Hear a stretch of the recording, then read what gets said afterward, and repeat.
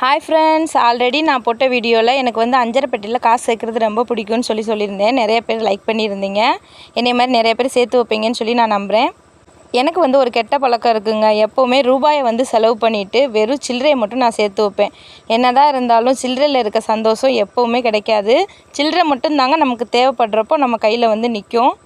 இதில் வந்து நான் நிறைய சில்லறை போட்டு வச்சுருந்தேன். இப்போ வந்து சில்லறை வந்து எல்லாமே குறைஞ்சிருச்சு. தேவைப்படுறப்ப நான் எடுத்துட்டேன். இது வந்து ப்ளவுஸ் தைச்சதுக்காக எனக்கு வந்து அமௌண்ட்டுங்க. இது வந்து 2 நாள் மட்டும் தைச்ச அமௌண்ட்டு.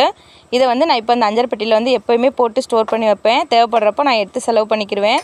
என்னையை பொறுத்தளவு அஞ்சரை பெட்டியில் காசு போட்டு வச்சோம் அப்படின்னா எப்போவுமே காசு இருக்குன்னு சொல்லி எனக்கு ஒரு ஃபீலுங்க. உங்களுக்கு எப்படி இருக்குன்னு சொல்லிட்டு நீங்கள் வந்து யூஸ் பண்ணி பார்த்துட்டு என்னோடய வீடியோக்கு ஒரு லைக் பண்ணுங்கள். நம்ம ஒரு பொருளை வந்து மைண்டில் ஃபிக்ஸ் பண்ணியிருப்போங்க. எனக்கு வந்து மாவாப்பிள் ரொம்ப பிடிக்கும். அதே மாதிரி இது இருக்குன்னு சொல்லிட்டு நானும் வாங்கிட்டேன். ஆனால் இது வந்து மாவாப்பிள் கிடையாது.